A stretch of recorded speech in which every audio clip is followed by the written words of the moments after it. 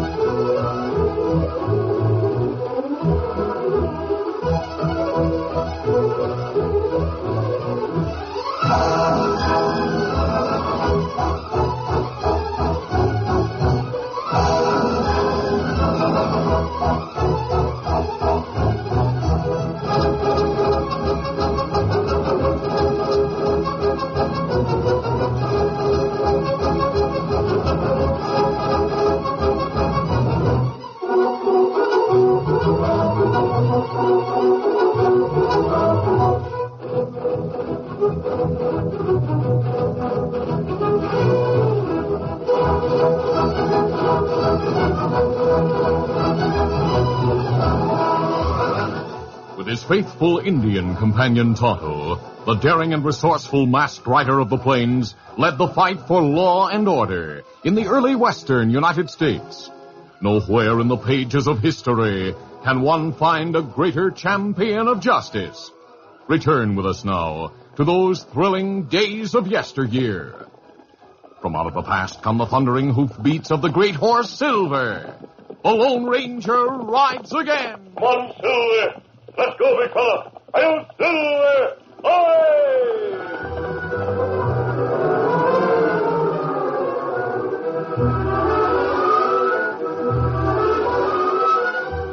With time to kill while waiting for the Powder City blacksmith to shoe his horse, Tonto, the Indian friend of the Lone Ranger, sat down on a bench in front of the stagecoach station. He had been there but a short time when Jake Frayne, a deputy sheriff, approached and said, Injun, you waiting for the stagecoach? No. Well, then move on. We don't allow redskins to loiter in Powder City. Me only wait while blacksmith shoe horse. Wait in the blacksmith shop. This bench is for stage line customers.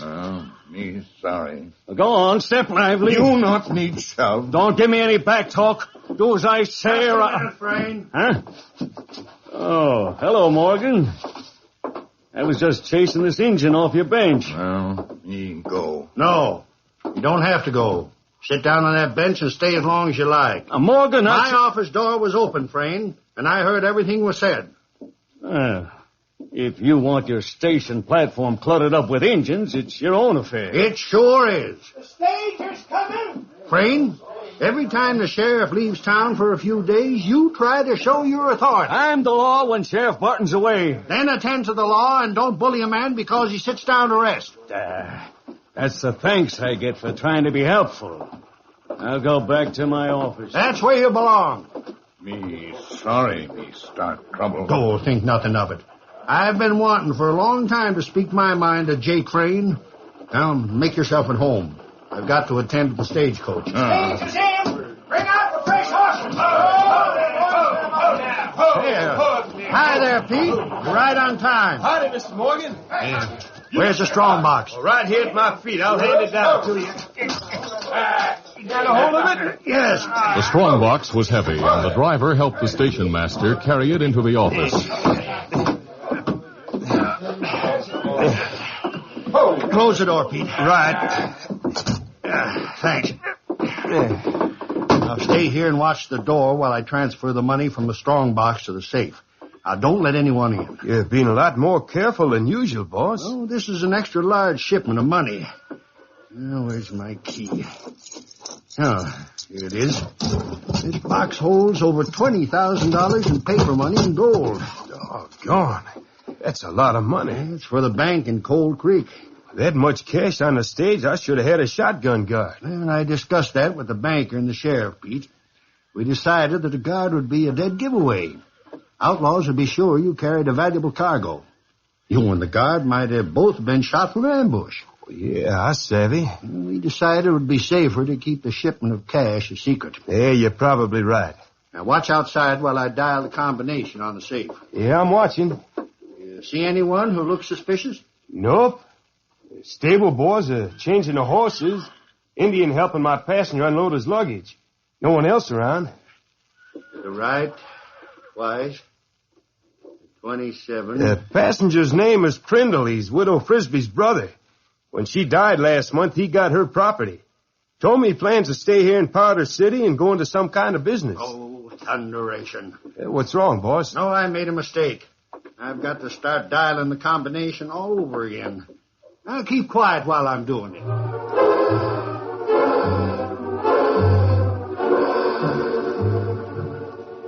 Morgan concentrated on the safe, and Pete was equally absorbed in watching the street. Neither was aware of a man who moved with cat-like silence from the storeroom behind the office. The man's face was covered by a large bandana. He held a saddlebag in one hand and a heavy gun in the other. Crossing the office, he stood close to Pete's back, then used his gun as a club. Morgan turned quickly at the sound of the blow. Hey, hold it. Keep quiet, you're covered. What's this? Just what it looks like. A holdup. Here's a saddlebag. That should hold all the paper money that's in the strong box. How did you learn about this? Keep quiet and fill the saddlebag. You stall until your driver regains consciousness, I'll have to slug him again. And another rap on the head might kill him.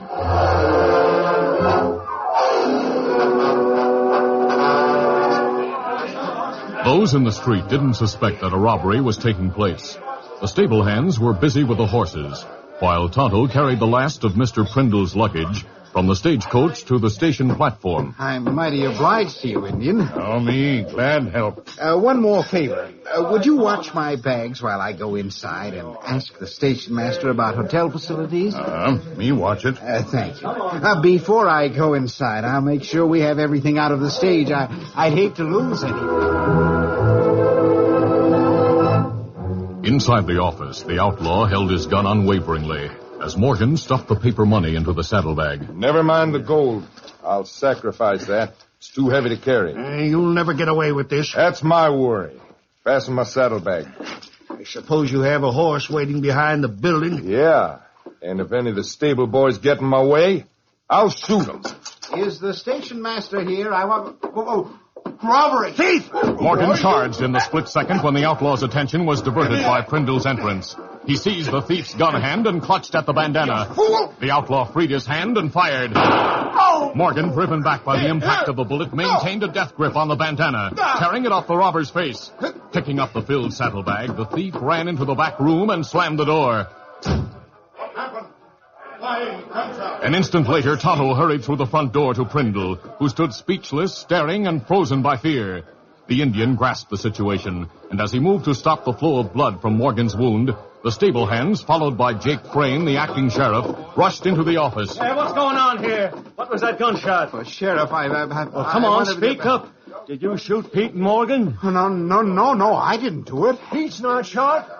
I saw a thief when I was coming Quiet. You're all talking at once. Sheriff, Pete is conscious. How are you, Pete? I'm all right, except for a headache. I guess I was hit from behind. What's happened to the boss? He was shot. Oh, him alive. Wounded bad. Him need doctor. I'll go get Doc Brady. It's a good idea. You, mister, what's your name? Prindle. Joe Prindle. I was a passenger on the stagecoach. You said something about a thief. Yes, I saw him. He had a bandana on his face. He shot the station master, then picked up a saddlebag and ran that way. Into the back room, huh? He must have gone out the back door. Clem, you go and see if there's any sign of him. I'll look, but he's probably gotten away by this time. Prindle, tell me what you know about this. I came into the office and saw the stage driver lying on the floor and a man holding a gun on the station master. He fired as the station master reached for the bandana that covered his face. Morgan's still holding the bandana. He must have torn it off. He did. Did you see the thief's face? Oh, yes. Did Morgan? I don't know, but I doubt it. He was shot so fast. But I'd know that thief if I saw him again. I'd know him anywhere. Well, that being the case, you're an important witness, Mr. Prindle. Oh. I hope that crook doesn't kill you. Kill me? No, don't say that. Now, don't worry. We'll do our level best to protect you. Oh. I'll assign men to guard you 24 hours a day until that murdering thief is caught. Hey, I looked out back, Sheriff. The thief made his getaway. Figured that'd be the case. Found some fresh tracks that must have been made by his horse. Maybe we can track him down. How'd you know they're the tracks of the thief's horse? Well, like I said, they're fresh, and they're smaller than the hoof marks of the big stagecoach horses. I'd be glad to ride in a posse. I'll organize one right away. Maybe me help. You? You think you'd be of help in tracking down a fugitive from justice? Maybe me be some help. All right. We'll set out in a few minutes, as soon as I've finished with the detail here.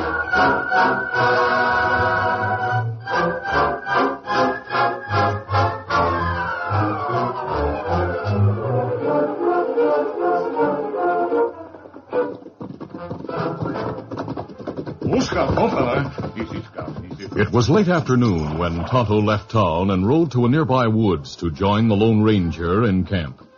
He told about the shooting and robbery, and finished by saying, So Crook steal $10,000 in paper money. That's a lot of money. Is the deputy sheriff planning to guard the witness? Him go with Prindle to hotel. Get room there. Have man stand guard. Oh, good. What did the doctor say about the station master? Station master wounded bad, but him get well. Him conscious when me leave town. Did he see the face of the thief? No, Prindle only one see face. Tonto, you said the thief escaped through the back door of the station. That's right. Him have horse waiting there. I was going to ask about that. Were there any tracks? Deputy sheriff looking. Him find fresh hoof marks made by horse a thief. Hossy follow tracks. Me go with them. Tracks clear for only short way, then lost on hard ground. Hossy turned back. Maybe give up too soon. You think we could follow the crook's trail farther than the posse? Me think so. Well, it's too late to try today. We'll start tomorrow at sunrise and see what we can do.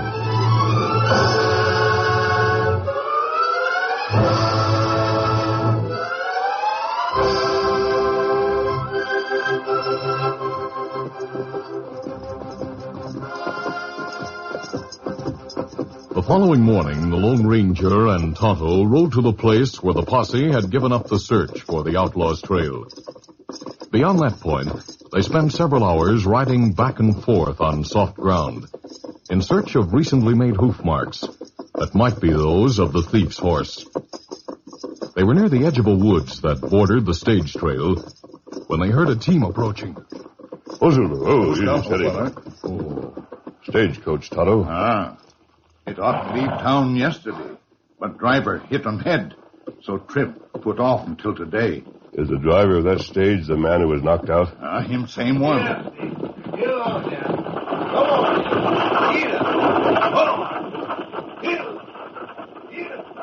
There's a passenger in there. Kimasabi, him Prindle. Prindle? You mean the witness? That's right.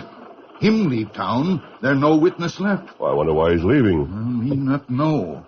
Him say, him stay. Let's stop that stage. Come on, Silver. Get him up, Scout.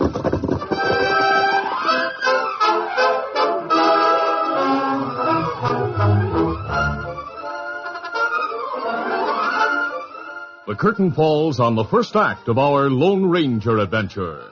Before the next exciting scenes, please permit us to pause for just a few moments.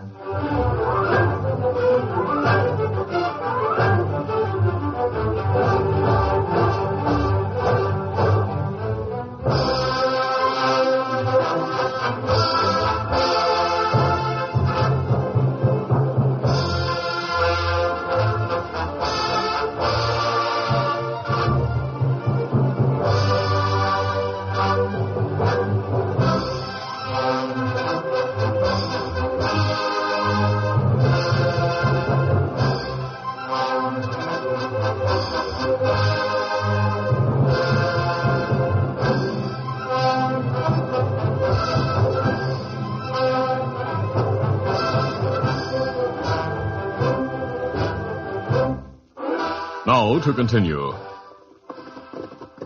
Monsilver! The Lone Ranger, riding well ahead of Tonto, quickly overtook the stage, then rode alongside and shouted to the driver. Rein in! Stop the team! Mistaking the masked man for a bandit, Pete cracked his whip and urged the horses to greater speed. Come on, Silver! The stage bounced crazily on the rough road, and it was obvious that Pete had no intention of obeying the command to stop. Get up! Come on, Nick, get up! The Lone Ranger drew a gun and waved it threateningly. Are you going to rein in? Don't shoot! Hold your fire! I'll stop! Ho there! Ho now! Ho! Easy there! Oh, Silver. Oh, easy. Don't shoot, mister. I'm not going to shoot. I just want to talk to your passenger. But, to me? Yes, Mr. Prindle. Oh, Scout, hold fella. Oh, that Indian. I saw him in town yesterday. I think you're both acquainted with Tonto. How, Mr. Prindle?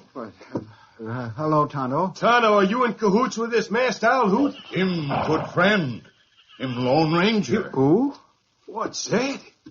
Did you say he's the Lone Ranger? That's right. Well, doggone. You stop worrying, Prindle. This man's on our side of the law. Well, I hope so. Mr. Prindle, Tonto told me about the robbery and shooting you witnessed.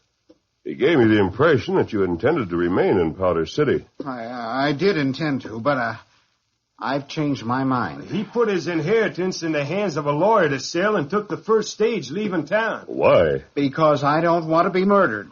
By whom? The thief who shot and nearly killed the station master. Is it true that you're the only one who saw the face of the thief? That's true. And your testimony will be very important if the thief is captured. You might not be convicted unless you appear as a witness against him. I know that. And so does the thief. That's why he tried to murder me. Him do that? Yes, and he nearly succeeded despite the sheriff's efforts to protect me. Do you mean the sheriff or the deputy? Well, he means Jake Frayne, the deputy. He's the acting sheriff while the real sheriff's out of town. Mr. Prindle, please tell me about the attempt on your life. I don't see that it's any concern. Go ahead, Prindle. Better men than you and me have found it smart to cooperate with the Lone Ranger. But, Pete, we're losing time, and the stage is already a day behind schedule. That's why a little more lost time don't matter. Did someone shoot at you? Yes. Last night a shot was fired through the window of my hotel room. It just missed me. Prindle had the back room on the first floor of the hotel, and there was an armed guard outside the window. After the shot was fired, the guard was found unconscious, with a rap on the back of the head, the same as I got. Then the thief must have been in town last night. He may still be there. I don't care where he is. I'm getting away, far away. Did you tell Deputy Frayne you were leaving Powder City? Yes. He said he didn't blame me. Mr. Prindle, a few years ago, the West was nothing but a wilderness peopled only by Indians and wild animals. Those were the enemies to be faced by pioneers from the East. Oh, what about it? Well, every settlement was founded by men and women with the courage to face the enemies and the strength to conquer them. If those people had turned back when they first met hardship or danger, our country couldn't have expanded. What's that got to do with me? You're giving up. You're retreating from danger. Do you expect me to go to Powder City and wait for that killer to get me? I expect you to go back, help bring an outlaw to justice, and establish your home. Doggone, Prindle, he talks good sense. But that is a... Well, if the law could give me some assurance that I'd be protected... I'll give you this much assurance. No one will kill you without first killing Tonto and me. Prindle, that settles it. What do you mean, that settles it? That kind of assurance from the Lone Ranger's enough for any man. And it's got to be enough for you. I'm taking you back to Powder City. Get around there. Get around now. Come on, easy now. Get up. Get up. Come on, Silver.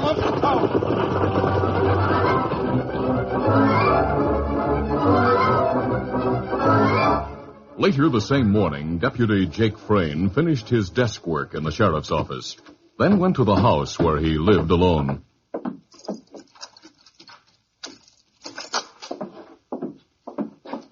He closed the door, then crossed the living room and opened the bedroom door. The coast is clear, Carslake. Come on out. Prindle would have recognized the man who walked out of the bedroom as the thief who had shot the station master.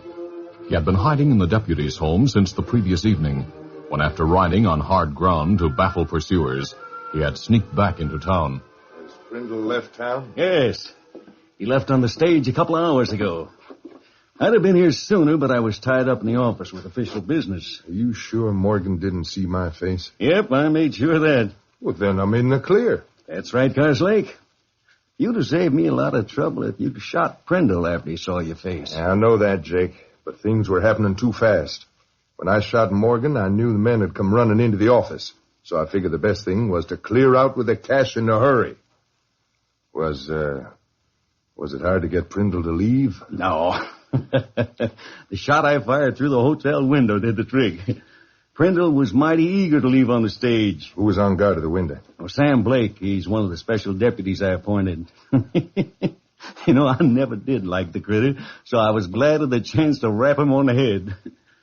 Yeah, it's a good thing you had me working with you, Carslake. It's the easiest money you ever earned. Hey, who's that? Oh, take it easy, Carslake. You're in the clear. If someone sees me here in your house, they'll think... If they do, everyone knows you and I are friends. I'll see who's at the door. Oh, hi, Frayne. Pete. Howdy, Carslake. Howdy. What are you doing here? I thought you were on the road with the stagecoach. Oh, I was, but I turned back. Why? A man we met on the trail persuaded Prindle to come back and stay in town so he'll be on hand to testify against the thief. When and if he's caught. Who'd you meet on the trail? Carslake, neither you nor Frayne would believe me if I told you. The sheriff? Did you meet him? Nope. I'm not telling you just now. I stopped at your office, Frayne, and one of the men said you'd come home. I left Prindle there. He's waiting to see you. Well, I'll go and see him. Right. I'll take his luggage back to the hotel. Bye. Goodbye. Joe, of all the... Take it easy, Carslake. Listen, when you talked me into this job, you said it'd be easy.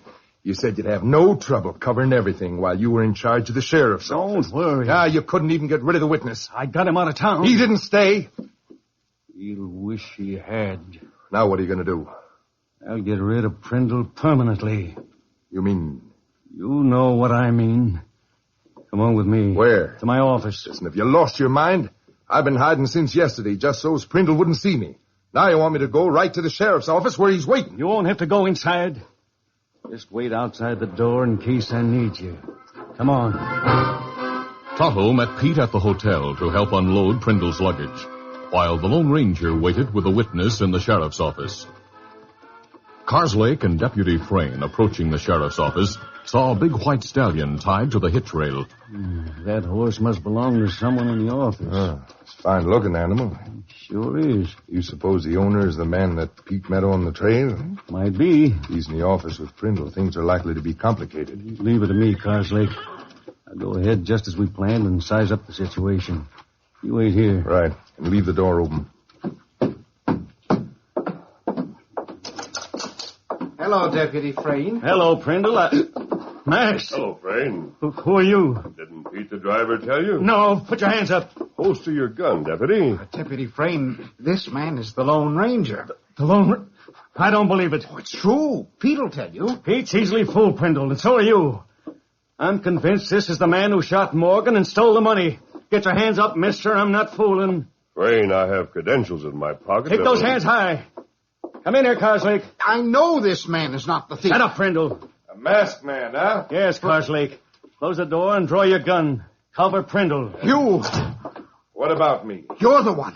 You stole that money and shot Morgan. Iced your hands, Prindle. Frayne, that man, he's the thief. Frayne knows it.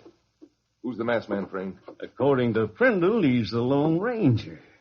But as far as I'm concerned, he's the owl who robbed the stage line. Yeah, that's smart figuring. It'll sound convincing when we say that he came here and shot Prindle, who could identify him, then got shot by me. Hey, that's a good story.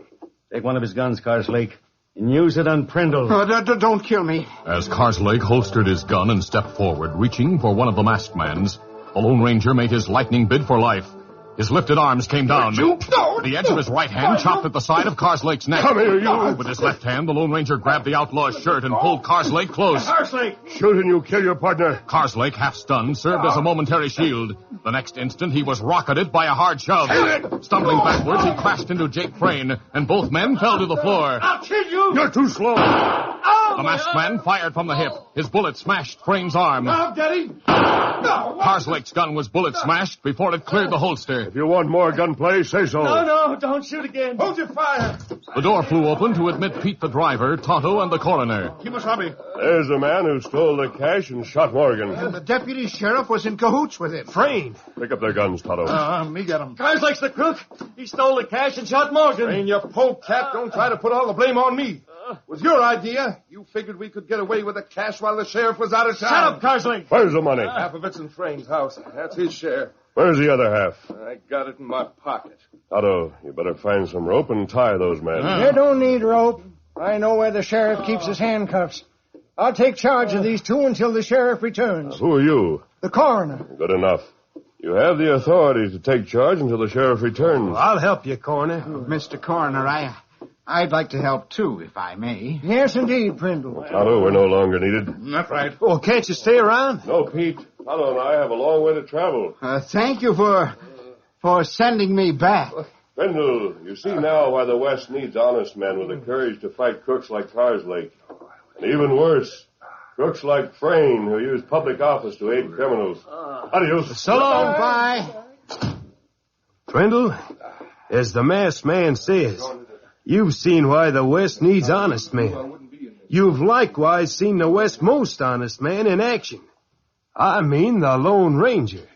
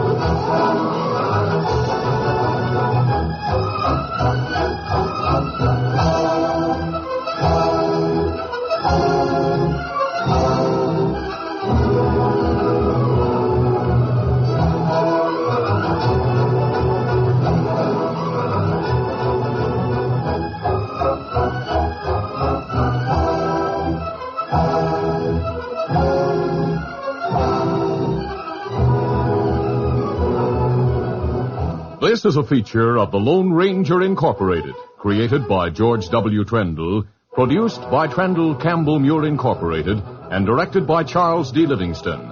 Tonight's drama was written by Fran Stryker. The part of the Lone Ranger is played by... You've been listening to the OTR Gold Network. Find more classic radio at otrgold.com.